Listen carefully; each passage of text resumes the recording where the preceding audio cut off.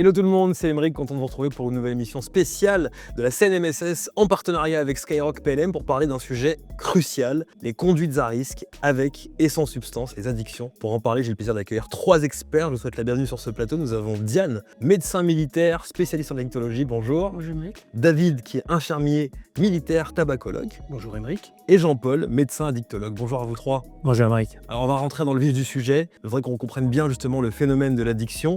Qu'est-ce que l'addiction exactement et pourquoi on parle d'addiction au pluriel, Diane? On parle d'addiction au pluriel parce que ce sont des maladies chroniques qui, en fait, altèrent le fonctionnement cérébral.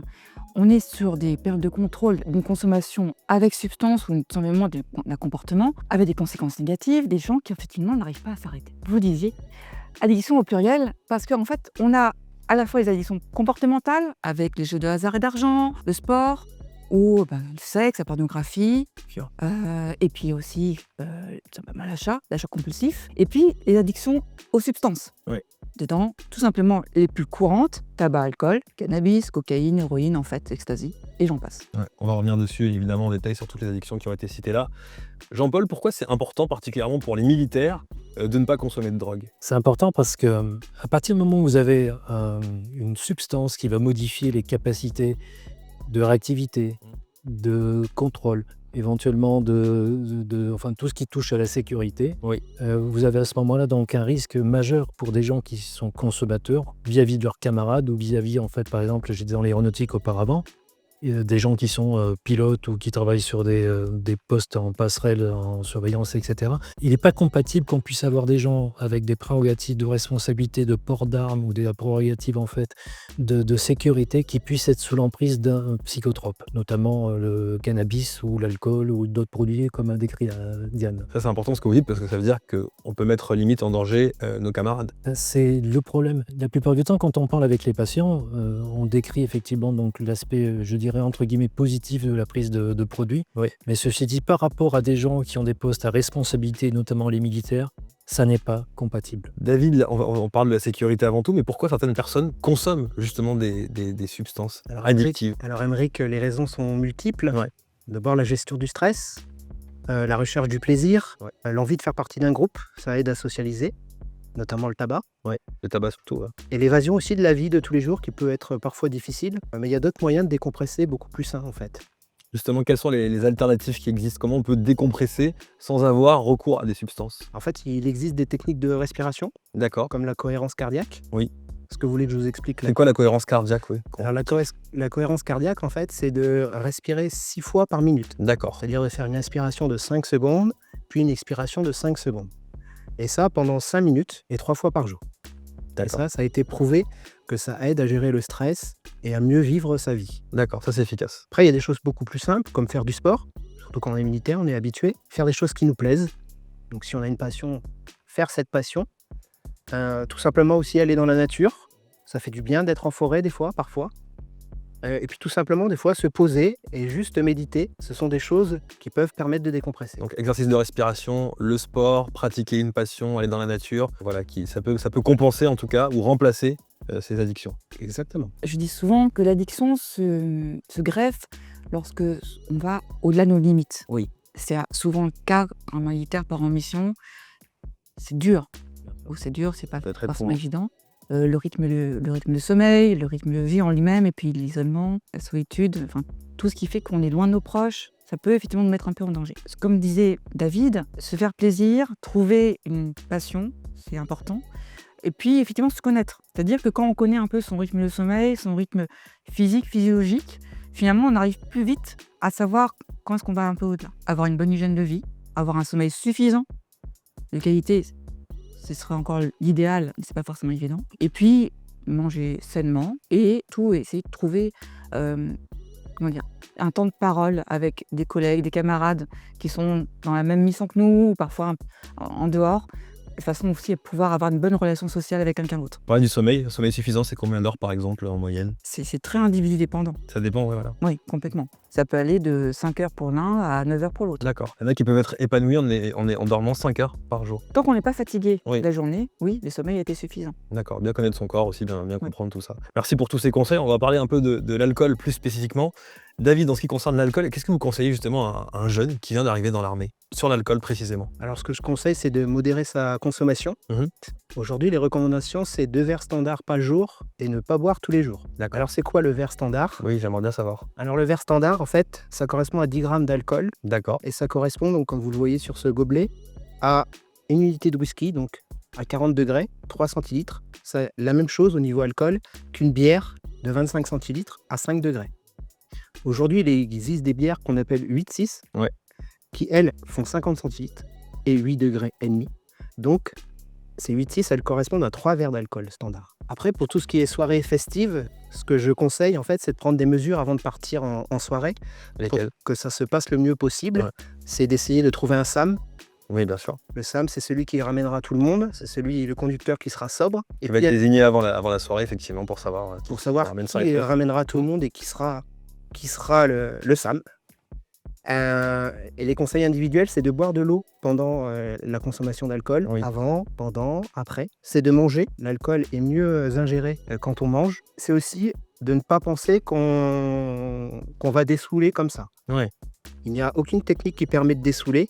C'est juste le temps qui permet de dessouler. Bon, c'est important ce que vous dites parce que vous donnez des conseils pour accompagner quand même la prise d'alcool, vous interdisez pas, et ça c'est un discours qui pour moi est audible. Diane, est-ce que c'est vrai que faire du sport aide justement à éliminer l'alcool plus vite? C'est vrai, on entend souvent ça. C'est une belle idée reçue. C'est une idée Au reçue. contraire, au contraire. Faire du sport après avoir ingéré l'alcool, ça augmente le risque de coups de chaleur et de déshydratation. D'accord. Donc, en fait, le mieux pour diminuer son taux d'alcool, c'est tout simplement, comme disait David tout à l'heure, attendre. D'accord. Le temps fait son œuvre et bien boire, bien entendu, pour continuer à s'hydrater le temps que l'alcool passe dans le sang, ça suffit. Bon, on parle d'idées reçues. David, j'aimerais savoir, on dit que le vin parfois c'est bon pour la santé. Est-ce que le vin est bon pour la santé? Et bien là, c'est encore une idée répandue. Il y a une étude en 2018 qui a été publiée dans un magazine scientifique qui s'appelle The Lancet. Une étude qui comprenait 28 millions de personnes, donc une grosse étude dans 195 pays et sur 25 ans. Donc c'est vraiment une étude qui a été longue à faire et qui prouvait qu'un seul verre d'alcool par jour augmentait le risque d'avoir l'une des 23 maladies associées à l'alcool. Il n'y a aucun effet protecteur en fait, même à faible dose. Donc l'idée du petit verre de vin tous les jours, c'est une idée très très répandue en France. Oui, qui a même été alimenté. Je me rappelle qu'il y a, enfin, pas personnellement, mais en tout cas, les jeunes en cantine buvaient du vin même à l'école il y a 50 ans. Et il y a 30 ans, il y avait toute plein de publicités qui tournaient pour expliquer à quel point le vin avait été fructueux. Et ben ça, c'est malheureusement une idée reçue. Alors on connaît toujours une vieille dame qui est morte très très âgée en ayant bu son petit verre de vin tous les jours. Et ben elle a eu de la chance.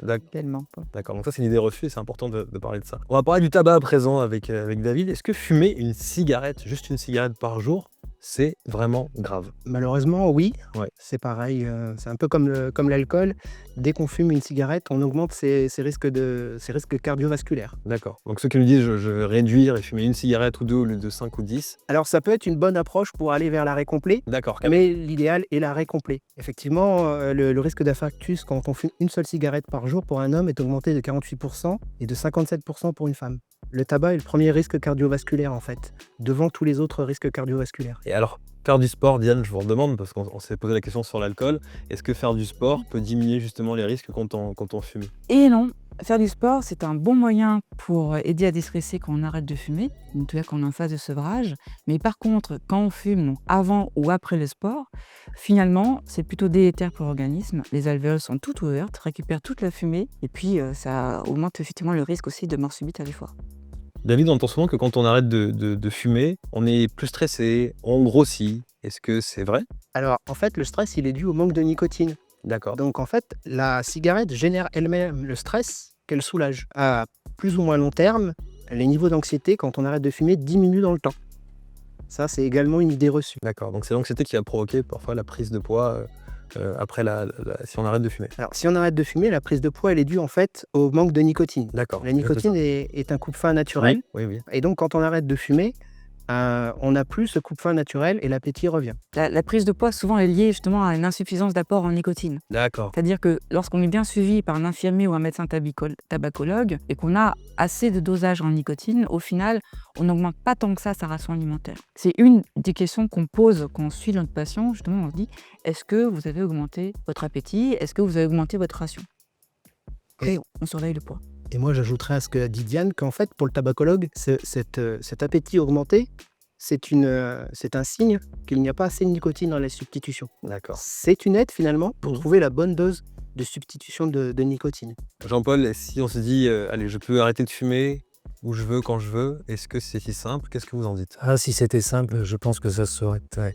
Comme l'ont décrit mes deux confrères, c'est très difficile. La nicotine est un médicament qu'on synthétise, une substance chimique en fait qui est très très accrocheuse. On estime même qu'elle est pratiquement encore plus accrocheuse que l'héroïne. Mmh. Donc se battre seul contre effectivement cette intoxication à la nicotine, c'est un petit peu mission impossible. La prise en charge pour pouvoir arrêter, elle est très multifactorielle. On a parlé de stress, on a parlé de compensation, c'est effectivement des choses que l'on voit la plupart du temps quand on discute avec les patients. Quel est le gain que vous avez avec le tabac?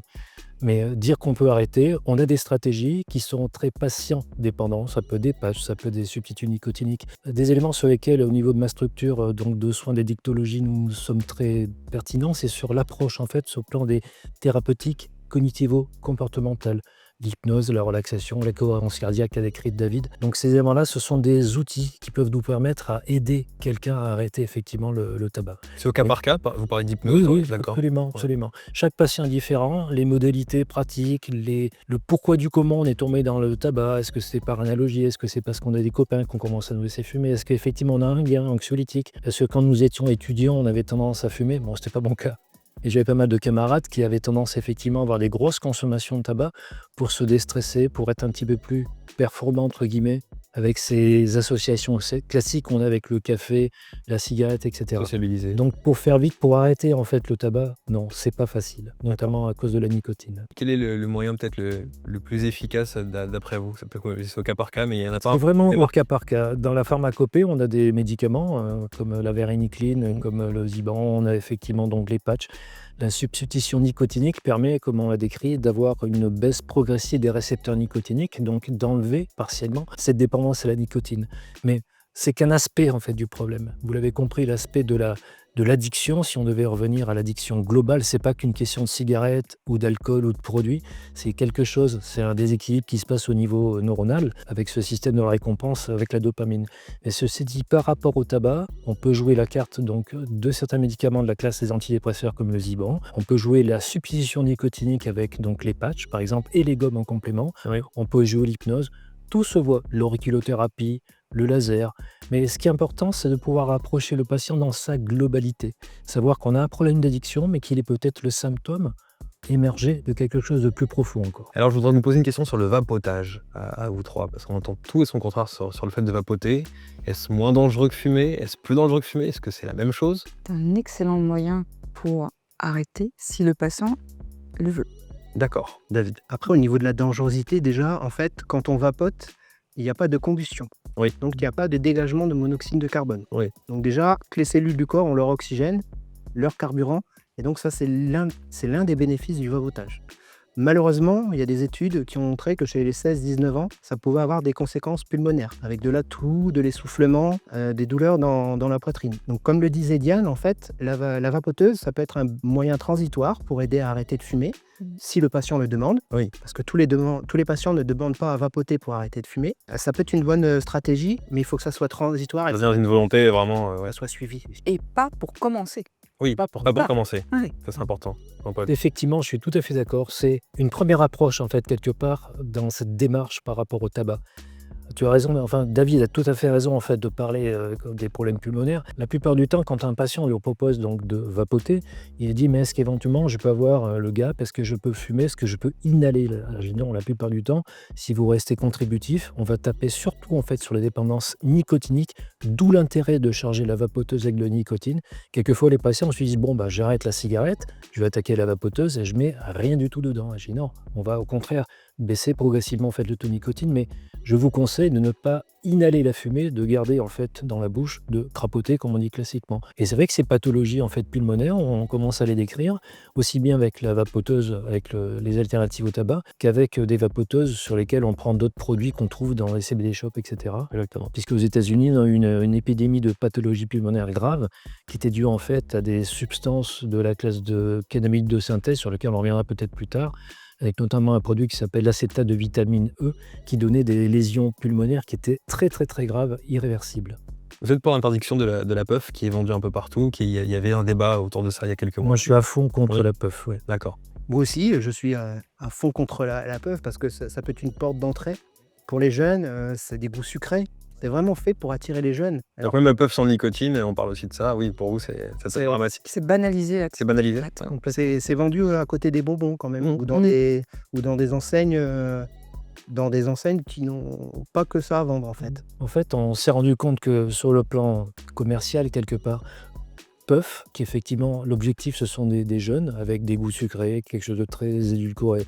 On a les prémix et alcopop, qui sont des alcools, en fait, qui sont déjà alcoolisés, avec un taux d'alcool, mais qui, effectivement, peuvent passer pour des sodas, des choses comme ça. Et quelque chose qui a défrayé la chronique il y a peu de temps encore, c'est cette espèce de poudre qu'on peut sniffer, voilà, sniffer, qui correspond en fait à non pas un psychostimulant, moi, qui c'est en fait quelque chose d'assez anodin, mais ça incite les gens à banaliser le geste, comme on l'a dit, en fait, du sniff par rapport à la prise de cocaïne, par exemple. On va parler du cannabis, Jean-Paul. Est-ce qu'il entraîne fortement une dépendance? Absolument. Le cannabis est une substance qui est très médiatisée, c'est quelque chose qui est très édulcoré, en fait. On a l'impression que c'est des plantes, c'est cool, ça fait planer, etc. Le problème, c'est que très rapidement, une consommation régulière en fait de cannabis aura un impact au niveau du cortex préfrontal. En fait, on sait que ça a un impact au niveau du cerveau assez rapidement. Ça va se traduire par des choses qu'on voit facilement, qu'on appelle par exemple le syndrome amotivationnel. Qu'est-ce que tu veux faire plus tard? Je sais pas, déjà que demain je sais pas ce que je vais faire. C'est ça, j'en fais une petite caricature, mais je pense que ça peut parler aux gens. En fait, très rapidement, on a une accroche. Aussi bien sur le plan en fait addicto en raison du tabac, puisqu'en fait un joint, on a du tabac. Oui. Et en même temps, on a le cannabis, qui est un psychotrope. Dans le cannabis, la molécule qui est la plus accrocheuse, en fait, c'est le tétrahydrocannabinol, le THC, qui est psychodysleptique, qui fait planer, etc. En fait, on se rend compte que rapidement, effectivement, on a une double dépendance nicotinique avec le tabac et psychologique, en fait, engendrée par la dépendance au tétrahydrocannabinol, au THC. Beaucoup fument pour avoir des facilités pour dormir, Diane. Est-ce que le cannabis aide à dormir? En fait, ça dépend un peu des gens. Le cannabis, c'est un peu individu dépendant. On va avoir des effets à la fois euphorisants ou au contraire effectivement relaxants, comme vous le disiez, Émeric. Mais en fait, c'est un sommeil de mauvaise qualité. Ça altère le sommeil profond, on va dire. Donc effectivement, finalement, on a l'impression de mieux dormir. En fait, on dort mal. Mais au contraire, on dort mal, on est plus fatigué le lendemain matin, on a des performances cognitives qui sont moins bonnes. D'accord. Donc on n'a rien gagné. Effectivement, pour rebondir sur ce que Diane, on s'est rendu compte quand on fait une énergie fonctionnelle sur le plan des consommations, avec une IRM fonctionnelle par exemple, certaines zones sont touchées. Mais ce qui est vraiment caractéristique par rapport au sommeil, c'est que les phases de sommeil sont complètement perturbées. Il n'y a plus de phase alpha, de sommeil lent profond, de sommeil paradoxal, ces fameux trains de sommeil qui font 1h30 à peu près. Bien sûr. Voilà. Avec le cannabis, on a effectivement une sensation d'euphorie, de fatigue. On est effectivement un peu plus enclin, je dirais, quelque part à dormir, mais ce n'est pas un sommeil de qualité. Et au contraire, avec la perturbation de ces phases de sommeil, plus de mémoire, quelquefois irritabilité et surtout la fatigue le matin. Certains vont du coup consommer du cannabis pour régler leurs problèmes de sommeil. Et au final, il aurait mieux fallu voir un médecin pour en parler. Ils vont créer d'autres problèmes de sommeil avec. Une question toute bête, mais le cannabis est tellement répandu. Je pense qu'il y a 10 millions de fumeurs à peu près en France. On se demanderait si c'est même illégal encore aujourd'hui. La question se pose. Il y a la loi, la vente, la consommation et la détention de substances comme le cannabis, c'est illégal. Quand on est militaire, la sanction est encore plus sévère. Oui. C'est-à-dire? Ça peut être puni d'1 an d'emprisonnement à peu près. D'accord. Moi, quand j'étais plus jeune, j'étais urgentiste. Et quand je faisais du SAMU, on avait très souvent des gens qui avaient des accidents de circulation, qui étaient ébrieux, chez qui on faisait en fait les alcoolémies et pour lesquels on ne trouvait pas d'alcool. Donc on savait déjà à l'époque que c'est du cannabis. Comme je l'ai dit tout à l'heure, le cannabis, c'est très édulcoré, c'est quelque chose de banalisé. Oui. Ceci dit, c'est absolument pas anodin. On a des risques sur le plan de la conduite, on a des risques sur le plan des comportements, on a des risques éventuellement sur le plan psychiatrique. Légaliser une substance qui effectivement aura des conséquences à moyen ou à long terme, je ne suis pas persuadé que ce soit quelque chose de pertinent. Après, on a des politiques, on a des politiques de santé qui sont particulières, on a des solutions sur le plan thérapeutique par rapport au cannabis qu'on essaie effectivement de mettre en place avec des médicaments. Quelquefois, on essaie de jouer la carte de la substitution. Mais la légalisation, personnellement, moi je suis médecin dictologue. Dans ma patientèle, ce que je vois, c'est un symptôme, une fois de plus, là, d'une compensation. On dit je prends 4 joints un soir pour dormir. En fait, non, c'est pas pour dormir, c'est pour essayer d'enlever quelque chose. Bien sûr. Donc je crois que quelque part, que le fait de légaliser, c'est moi, à mon sens, c'est peut-être quelque chose qui peut être intéressant sur le plan, je dirais, de la stigmatisation des gens. Donc ne pas stigmatiser les patients, je ne parle pas du trafic. Oui. Mais ceci dit, sur le plan de l'approche médicale, je suis plus distancié, notamment sur le fait de fumer le cannabis. On a des risques qui sont beaucoup plus importants, notamment, je vais faire schématiquement, un joint, c'est pratiquement 6 à 7 cigarettes en toxicité. Donc il y a des choses qu'il faut faire passer. Donc de la légaliser, je pense qu'au niveau de la santé publique, c'est quelque chose qui, pour moi, dans mon sens, n'est pas acceptable. On va parler de la cocaïne, Jean-Paul. Certains pensent que la cocaïne améliore les performances au travail. Alors c'est vrai que c'est un psychostimulant. Contrairement à ce qu'on pourrait penser, à ce qu'on voit dans l'imaginaire, on se dit, tiens, cocaïne, c'est le showbiz. Non, pas du tout. Moi, la patientèle que j'ai, c'est effectivement des gens, par exemple, qui sont artisans, qui ont besoin d'avoir un coup de boost. Il y a des gens qui sont dans le médical, par exemple, anesthésiste ou chirurgien, à la restauration, qui ont besoin, voilà, par rapport à ça. Donc ce sont des psychostimulants. Le problème, c'est que très rapidement, on a une accroche. On a un premier phénomène en fait de la prise de cocaïne qui s'appelle le rush. Donc les gens vont une espèce de montée, après ils sont dieux, parce que c'est vraiment ça. C'est l'impression que tout est possible, tout est réalisable vraiment. Et puis très rapidement, en fonction de la modalité de prise, le sniff, l'injection ou éventuellement donc le fait de fumer du crack, puisque c'est de la cocaïne, on a donc une baisse très importante en fait, sur le plan moral, sur le plan de la fatigue, qu'on appelle le crash. Et je pense quelque part que ce mot crash, il symbolise bien effectivement ce que donne la baisse en fait, d'efficacité de la cocaïne chez le patient. Donc psychostimulant, oui c'est vrai. Donner de meilleures performances, non. Absolument pas. On a l'impression, quelque part, qu'effectivement, on est beaucoup plus performant, mais on est plus énervé, on a l'impression que ça va beaucoup plus vite. Ceci dit, rapidement, on a d'autres soucis. On a des gens qui vont faire des syndromes paranoïdes. Ils vont avoir l'impression qu'on les suit.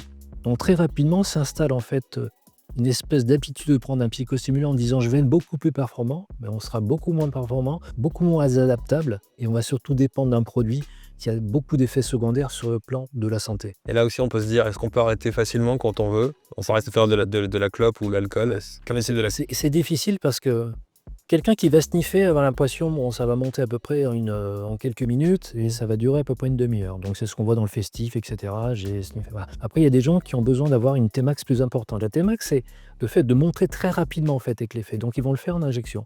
En injection, ça va durer à peu près, je dirais, autour de 20 minutes.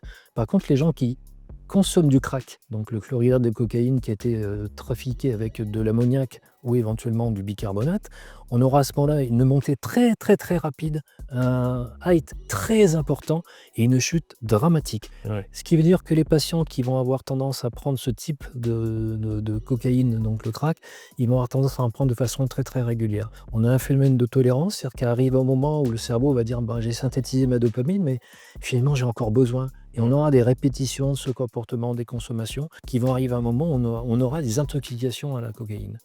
Oui, sur le plan des effets secondaires qu'on peut voir, donc sur le plan somatique avec les prises de cocaïne, dans les effets secondaires qui sont délétères, on voit effectivement donc des problèmes de type cardiovasculaire avec des syndromes coronariens, y compris chez les jeunes. On voit des problèmes sur le plan neurologique avec des crises d'épilepsie, des ruptures d'anévrisme. Et on peut voir aussi chez les gens qui fument le crack, des pathologies pulmonaires qu'on appelle le crack lung. J'ai perdu un patient il y a peu de temps qui est basé avec de l'ammoniac, et l'ammoniac étant délétère sur le plan pulmonaire, a malheureusement une insuffisance respiratoire. On lui enlève un poumon et on n'a pas pu le sauver de sa machine. Donc c'est vraiment pas anodin. Quant à le soigner, c'est très difficile. On a des possibilités thérapeutiques qui existent, qui sont alternatives avec certains médicaments. Mais là, une fois de plus, comme on en a parlé depuis le début, l'approche d'un patient addict, quel que soit le produit, elle doit être pluridisciplinaire. Il y a beaucoup de choses en fait à explorer et c'est vraiment patient dépendant. Si je schématise un petit peu, la coke on en prend pour être bien, mais après on en prend pour ne pas être mal. C'est ça. Et là ça devient dramatique.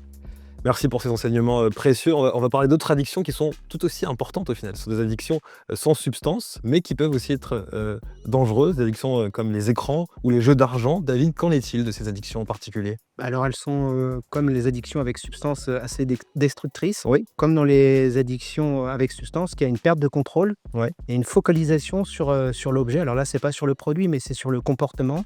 C'est le fait d'être tout le temps sur les écrans, c'est de jouer sans cesse et ça prend énormément de place dans la vie au détriment du reste, au détriment des relations sociales.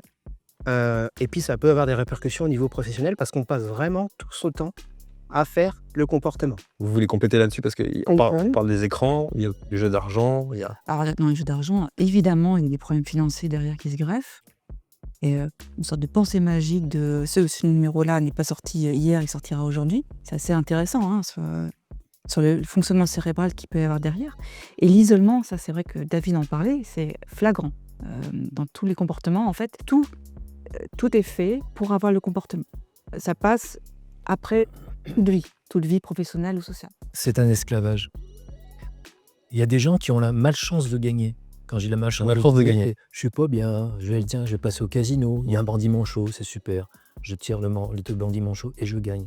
Et là, on a mis le doigt dans l'addiction. Le problème, c'est que une fois de plus, tout à l'heure, on parlait de dopamine. Ces addictions, en fait, elles correspondent à la compensation en fait, d'un mal-être. Quelqu'un qui n'est pas très bien, qui a des soucis personnels et qui a la malchance de gagner, tombe effectivement, pratiquement, d'entrée de jeu dans le piège en fait, de l'addiction au jeu, aux écrans, etc. Comment on peut savoir qu'on est addict sur ces particulièrement les jeux, les écrans? Comment on peut le savoir? Comment on peut en avoir conscience? Le temps passé. Ouais. L'argent dépensé. Oui. La perte de contrôle. La perte de contrôle. Je n'arrive plus. Ça s'impose à moi. Voilà. Je m'isole. Je n'ai plus de relation sociale, ni affective, ni amicale. Je suis obligé d'avoir le comportement tous les jours. Et ça prend de plus en plus de temps et de place dans la vie. Je voulais qu'on parle des protoxydes d'azote également. On commence à entendre parler de plus en plus. Jean-Paul, est-ce que vous pouvez nous en dire un petit peu? Le protoxyde d'azote, c'est un gaz dont on se sert à l'hôpital. Ouais. C'est un gaz dont on se sert, mais avec de l'oxygène, ce qu'on appelle le méopa. Je ne vais pas revenir dessus. Ceci dit, il y a de l'oxygène dedans. Alors que les jeunes qui trouvent ça très festif, puisqu'on appelle ça le gaz hilarant, pour le récupérer en fait dans des petites bonbonnes dont on sert pour les shakers, etc. Il faut savoir que le fait d'en prendre dans un ballon, on va avoir que du protoxyde d'azote. Donc effectivement, on va rire, on va être bien, etc. Le problème, c'est qu'on peut faire une asphyxie, il n'y a pas d'oxygène. On peut faire des chutes. On peut se retrouver en fait avec une brûlure au niveau de la bouche, parce que comme c'est un gaz qui est sous pression, le fait de le craquer, c'est le mot qui est employé, pour le mettre dans le ballon, on va donc libérer un gaz sous pression avec la loi de Brêle-Mariotte, et on va avoir du froid, on va se cramer les doigts, on va éventuellement se brûler les lèvres. Ça, c'est le minimum. À moyen terme, avec le gaz hilarant, on a d'autres pathologies qui sont vraiment documentées maintenant, qui sont des problèmes d'ordre cardiaque et surtout d'ordre neurologique. On a des pathologies de la moelle épinière qui montrent qu'il y a des lésions très importantes de la moelle épinière qui est induite en fait par le protoxyde d'azote. Donc, c'est un gaz hilarant, c'est rigolo, mais vraiment à très court terme. Je pose une question simple mais hyper importante, surtout après ce débat qu'on a pu avoir. Vers qui il faut se tourner lorsqu'on rencontre des problèmes d'addiction? Qu'est-ce qu'on fait? On se tourne vers les centres de soins d'addictologie en centre-ville, tout simplement, ou vers des médecins addictologues qui sont dans les cliniques. Ça peut être des associations. Je pars toujours sur le postulat que l'addiction, c'est une maladie, c'est une souffrance, c'est une compensation de quelque chose, on en parle depuis le début. Un ami, la famille, c'est un peu plus difficile. Mais le médecin traitant, l'infirmière de l'école, éventuellement des gens qui sont effectivement un petit peu orientés addictologie, le médecin traitant bien sûr, et ensuite passer, comme l'a dit Diane, passer sur des centres spécialisés. C'est très difficile de pousser la porte. Moi, le service où je travaille, les patients que je vois... Oui, vous dites souvent qu'ils ont passé plusieurs fois avant de... 10 fois devant la porte, docteur, avant de rentrer, parce qu'on a peur des stigmatisés, etc. Donc... effectivement, je pense qu'à partir du moment où il y a verbalisation, si on dit « je suis mal, écoutez-moi, je demande de l'aide », à ce moment-là, le patient, effectivement, est sur une dynamique de prise en charge et tous les intervenants, que ce soit infirmiers, psychologues, médecins, etc., ont un gain dans la mesure où, effectivement, on peut aider la personne à être moins mal. On arrive quasiment à la fin de cette émission spéciale. J'aimerais vous demander, allez, un dernier mot, un conseil pour celles et ceux qui sont en train de nous regarder, pour les militaires. Jean-Paul, Diane, David, un dernier conseil, un dernier message à faire passer? Le but, c'est d'avoir le plus d'activités qui nous plaisent. C'est de s'entourer de gens, de personnes positives autour de soi. C'est de ne pas oublier que si l'addiction, c'est une maladie, et que si on a l'impression d'être tombé dans cette maladie, on peut se faire soigner. Comme l'a dit Jean-Paul, le plus dur, c'est de pousser la porte. Et une fois qu'on a poussé la porte, on se rend compte que c'est des maladies qui se soignent. Quelqu'un qui devient diabétique, il ne se pose pas la question de savoir s'il va être soigné. Bien sûr. Quelqu'un qui a une maladie avec l'addiction, ça doit pouvoir être la même chose. Ça, c'est important parce que vous dites que l'addiction, c'est une maladie. Oui. Et la maladie, ça se soigne. J'ai 2 phrases que je dis à mes patients. Connais tes limites et prends soin de toi. C'est la première. Donc la deuxième phrase que je dis à mes patients, vous êtes votre pire ennemi et votre meilleur médecin. Je vais rebondir sur ce que dit Diane. Je pense qu'effectivement, la solution est dans le patient. C'est dans ce sens-là que nous travaillons, où on essaie de revaloriser, de lui donner ses repères, Lorsqu'on donne des médicaments de compensation par rapport à une addiction, c'est pas pour enlever le problème, c'est pour aider la personne à récupérer, en tant que son meilleur ami et son meilleur médecin, de récupérer en elle en fait des ressources qui existent déjà, mais qui sont masquées par des psychotraumas anciens, des souffrances, par des choses qu'ils ont vécues. Les anciens militaires, j'en sais quelque chose puisque moi je suis ancien militaire, on a eu pas mal de gens qui sont partis sur des missions difficiles, qui ont quitté l'institution et que je reçois maintenant au niveau de mon centre, donc en pratique civile, avec en background derrière des souffrances qui sont compensées quelquefois effectivement par des consommations d'alcool ou d'autres produits. Donc effectivement, le médecin, le meilleur ami, c'est le patient. Je tenais vraiment à vous remercier tous les trois pour cette discussion franche. On a appris beaucoup de choses, on a décanté aussi les idées reçues, vraies comme fausses. On a essayé de donner des pistes et des conseils. Parlez-en autour de vous, en tout cas, c'est ce qu'on retient également. Et merci beaucoup pour votre éclairage. Merci. À très bientôt. Merci, Henri.